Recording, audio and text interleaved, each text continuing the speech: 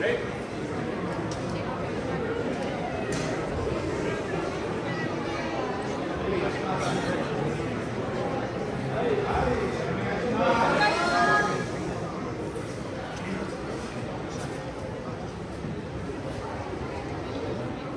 Hey y'all, thanks so much for hanging out with us today. My name is Arturo Peal. I'm the Chief Instructor of Aikido in New Orleans and also at the New Orleans Lightsaber Academy. And this is Brian Levy, Chief Instructor of NOLA Aikido. NOLA Aikido is located in Mid-City, and our dojo is located in Brandenburg area. So, and these are a mix of our students. We're going to do a demonstration of the martial art of Aikido. We already showed you how we formally start each class with Japanese martial arts. It's very formal with the bowing. And then we'll do a little bit of warm-up exercise. So we have, for the warm-up exercise, we have the team. Come on out.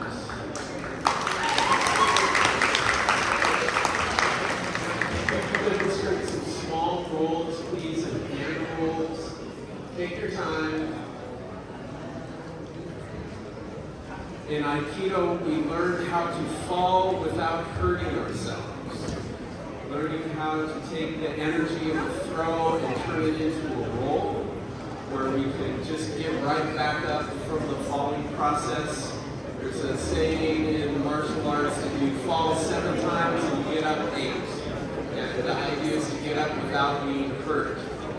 The rolling skills come in very handy if you're doing something like bike racing or even bike commuting. I've done a roll like this off the bike at 40 miles an hour and came up unscathed, which was amazing. And then,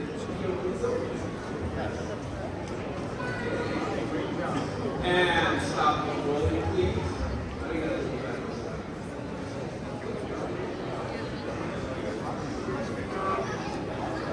Brian Sensei is going to lead the teen students in some movement exercise called Ikkyo Uno.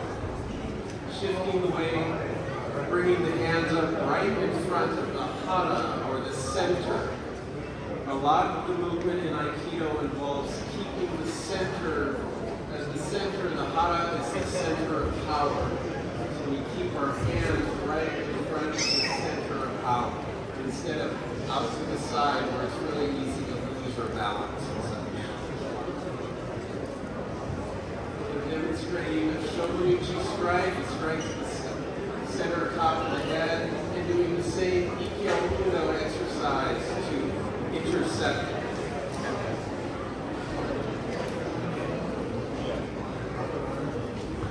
Okay, next up, we will be demonstrating the principle of getting off the line of the attack. Another way to say that is obviously when the attack arrives, don't be there. But I mean, that seems simple, but here's this in action. You'll see that Arturo Sensei is attacking these Aiki teens from our teens class, and they slide behind, get off the line of the attack, move to a safe spot, stay calm, keep good posture, use efficient footwork. Only do what's necessary. Whoa! Even when the attack gets more intense, even when it gets faster, it's the same principles. And when you practice for a while, they become a natural part of what you do. You don't have to think about it. Thank you, guys.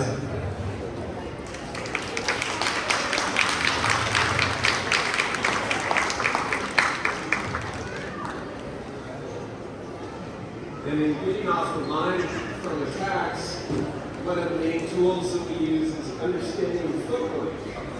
So again, teams were really picking on getting here for each month. Line up with Brian Sensei. And we're going to do a footwork called Arimi 10 times. Could you all scoot back a little, please? So they're going to step, pivot, and step down. Step, turn and step back. This is one of the first movements that we learned for getting off the line of an attack. Oh, and they're adding the Aikido Udo arms that was talking a little bit earlier. One thing we see in Aikido is that there's a lot of spiral movements. One of the ideas is that when the attack is coming, instead of blocking it, we move off the line of the attack and use a spiraling movement to take our opponent to a place of safety. Take them to a place where they can't hurt anyone else, and hopefully where they don't get hurt themselves. That's the high ideal. And then let's switch to slide and gather. Slide, gather. Slide, gather. Slide back, gather. Slide back. Up the slide. Slide, gather. Slide back, gather. Sliding forward and gathering to bring the feet underneath the hips. Once again, feet end up underneath the hara, underneath the center. Arigatou gozaimashita. Onegaishimasu. Clebert and Laura. Keith and Jamie. Jaime Dunkle. Using a version of the tenkan, sliding in, pivoting, and stepping back to get off the line of the attack. Once again, this is something that we do very early on in Aikido practice.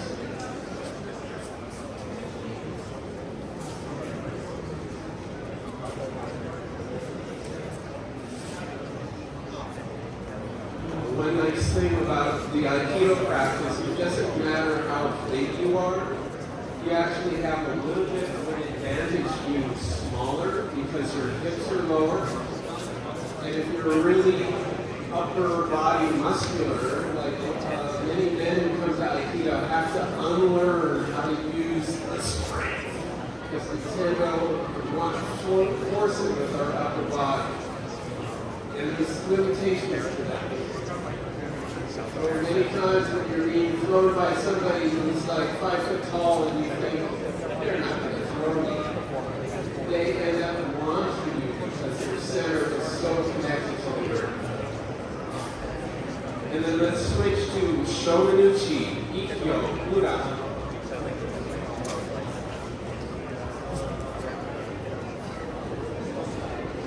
And you can see the first movement in this footwork is that same ringy tenkan to get around behind the partner. And you can see the spiral of movement that's happening as you bring the partner down for a pin on the mat. Aikido techniques typically end either pinning the partner, immobilizing them on the floor, or with a projection, with throwing them. So you have to do the rolls that you were seeing earlier with the kids. The teens, excuse me.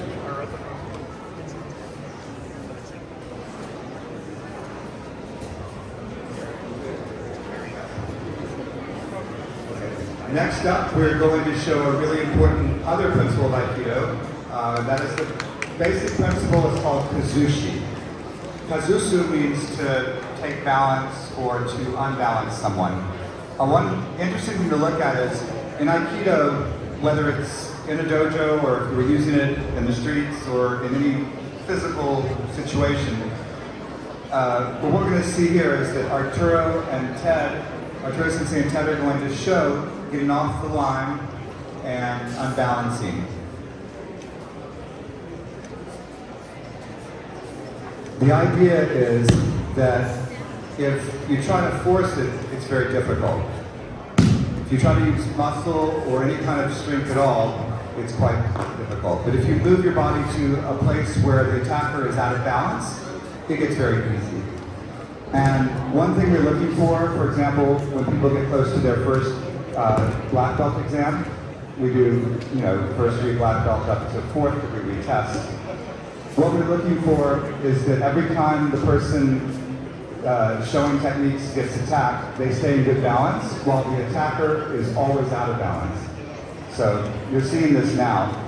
When Ted attacks Arturo Sensei is in very good balance, and Ted is, of course, out of balance all the way to the ground. Once again, you see it again.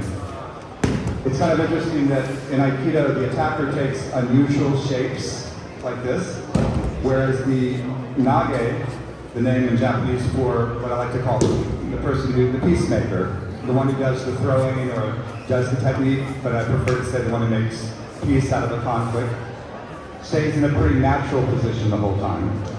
The attacker takes funny positions all the way to the ground.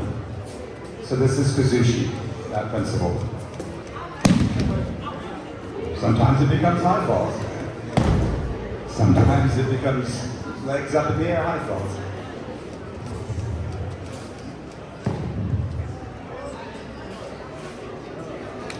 Thank you very much, guys.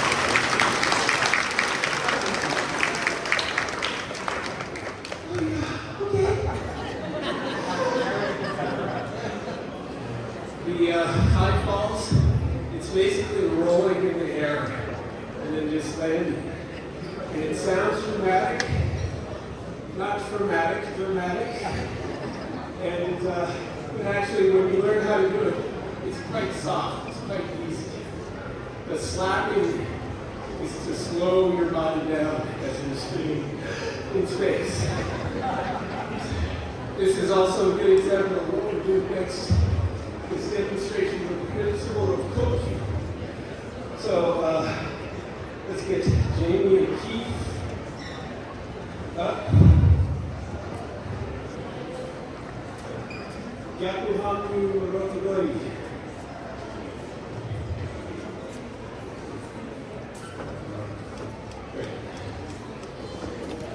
Kokyu is breath in Aikido, in Japanese. And the idea of throwing with the breath, using the breath to throw, it helps the movement become smoother. If you're holding your breath, your body tends to stiffen up. And it's something that's very easy to see. It's also very easy to feel when you're grabbing somebody or attacking somebody. You can feel when they hold their breath.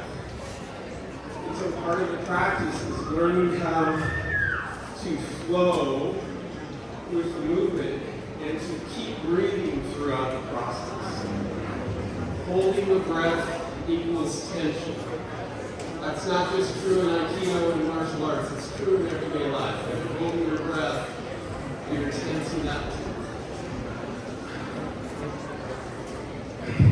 Let's go to Koku Ho and Koku Nage.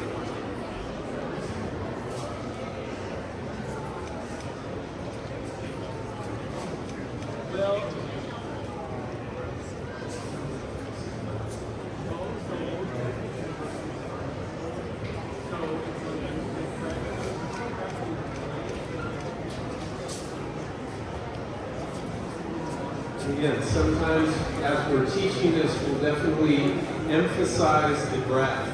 We grab, we inhale, exhale as we throw.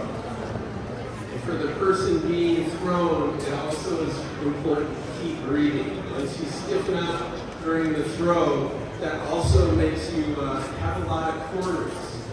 But when you're rolling, you don't want to have corners. You want to be nice and round. Arigatou gozaimashita.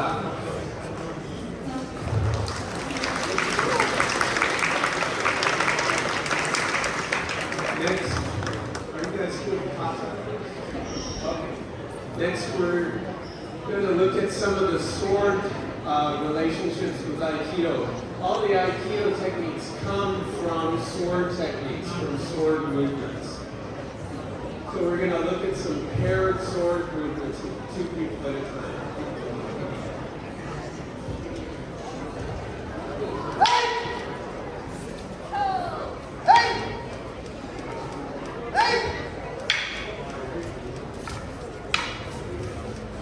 And all the same principles of doing the open hand techniques apply.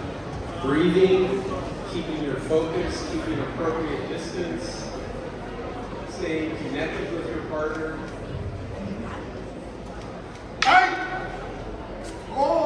Moving off from attacks.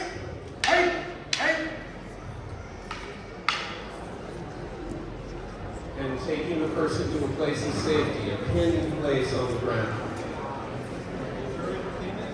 In the case with weapons, we're also showing the pin by holding the sword close to their body at the end of the kata.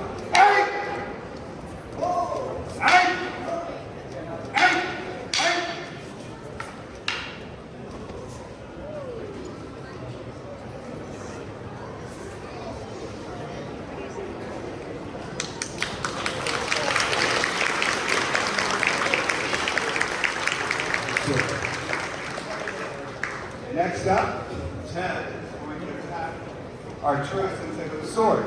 Arturo Sensei is unarmed. It's not a problem though, because we have techniques for disarming weapons. Tachidori means seizing the sword, of which there are many cool ways to do it.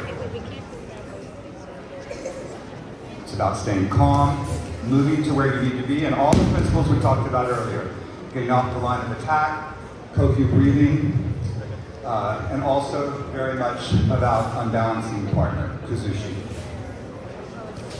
Arturo Sensei moves to a good position, and of course there are techniques, natural sort of body movements that all martial arts over time have discovered by trial and error what works. If you did that move, did you survive? There's some truth to that. And Aikido is a modern 20th century developed martial art, unique from every other martial art in that everything we do is meant to protect both the attacker and the person being attacked. We try to never injure the attacker if we can help it. We have options to do that if we need to, but our go-to is always the loving protection of all things, as the founder of Aikido put it. Even when being attacked with a wooden stick towards your temple. Ted luckily did not roll off the mat. Those marble floors would not go there. Thank you very much, guys. Okay, the next principle we're going to illustrate, it's really a series of them. It's musubi, which means blending or connection, and ma'ai, or harmonious distance. I'd like to call them Isaac and Laura, Jamie and Leland, to do what we call the scoochy scooch exercise, because we used to do it with scooching our feet on the mat, so we don't seem to do that so much anymore, but the principle is still the same as what we've always done with this exercise, which is connect. Keep our centers towards each other, don't turn our backs on our partners. And this looks maybe a bit like dancing in the sense that one person is leading and one person is being led or following, and look how dynamic it becomes. Isaac is very relaxed here in the front with Laura, but little movements have a huge effect. Same with Leland and Jamie in the back here. And you can see there's a lot of fun in it. You see the people's demeanor. It's surprising, it's creative, it's improvised. But in learning this, believe it or not, they're learning the kind of things you need to do what Arturo Sensei just showed with the sword takeaways, or what we will show after this part of the demo, when we do a little bit more freestyle at speed, attacks.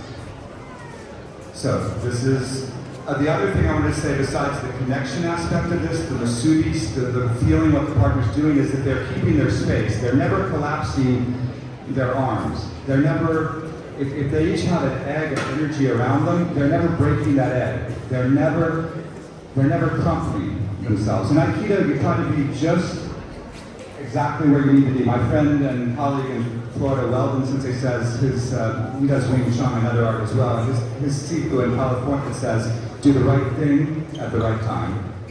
And that's what we see here too, is an attempt to only do what's needed and always keep our space.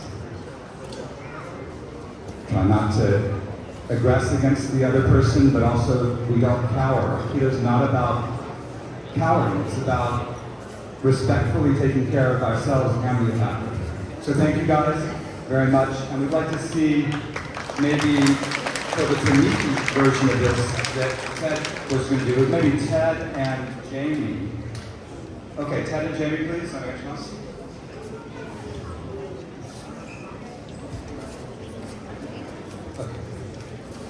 And they're basically doing the same thing, the same sort of connect with each other, but there's no real clear leader and follower. The role of leader and follower switches back and forth very fluidly. This flow in Aikido is really important. When we start doing things like randori, multiple attacks. Thank you very much. Arigatou gozaimashita. 3 teams doing it first. Okay, what we're about to see here is a really fun exercise where the teams are going to be sharks. They're going to make fins, and they're going to come right at Arturo Sensei's belly. And the hard thing here is to really not try to miss, because we always worry about what if we mess up and hit. But the thing is, for this to be really a good exercise, we have to try to go right through them. So Arturo Sensei gets off the line of the attack, does the things we were talking about with footwork and blending, holding his space, and now he's one of the sharks. And now Isaac's in the middle. Good. And you can see that Aikido is very circular. We often use these turning movements around an axis, which are very powerful because it's just how nature works. It's like an eddy in a river. It's like the way that tornadoes move. It's like the way that wind currents move. Nature is full of spirals. Arigatou gozaimashita. Thank you very much.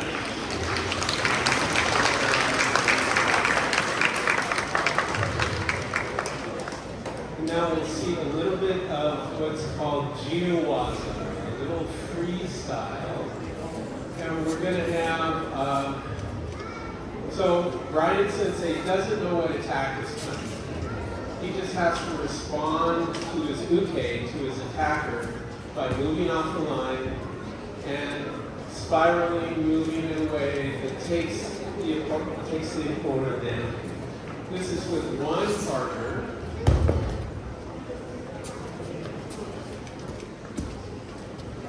But we can also add a second person in. Add a second person in, and here it comes. Oh, we're going to have two people grabbing.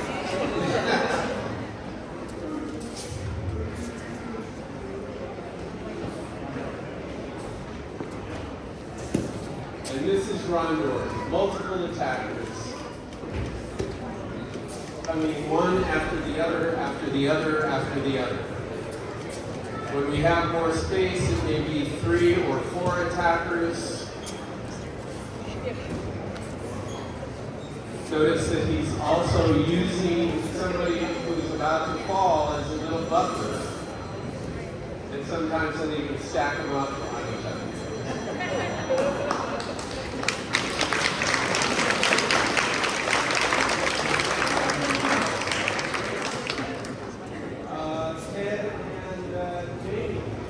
The rest of us, guys.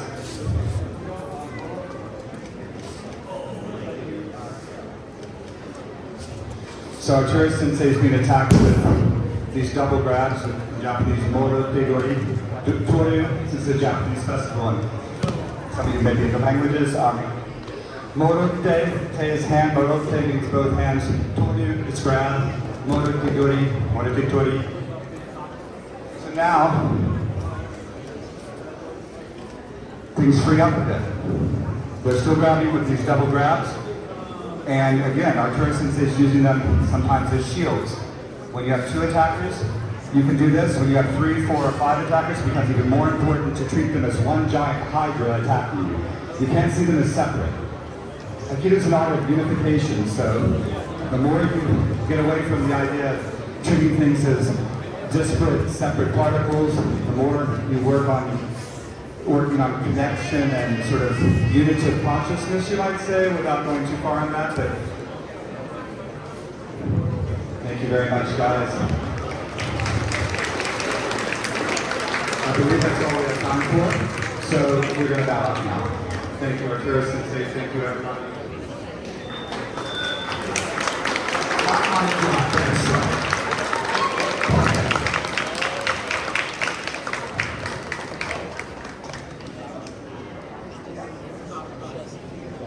Bow out before we ask the question. Rick?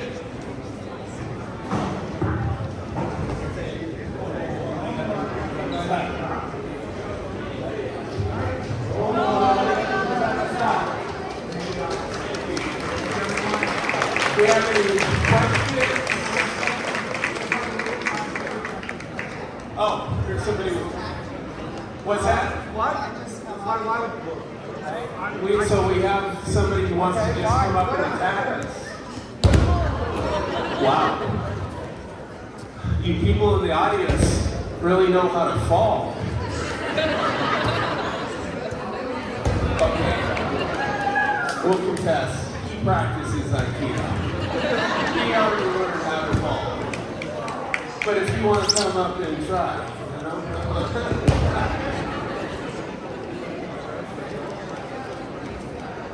Okay.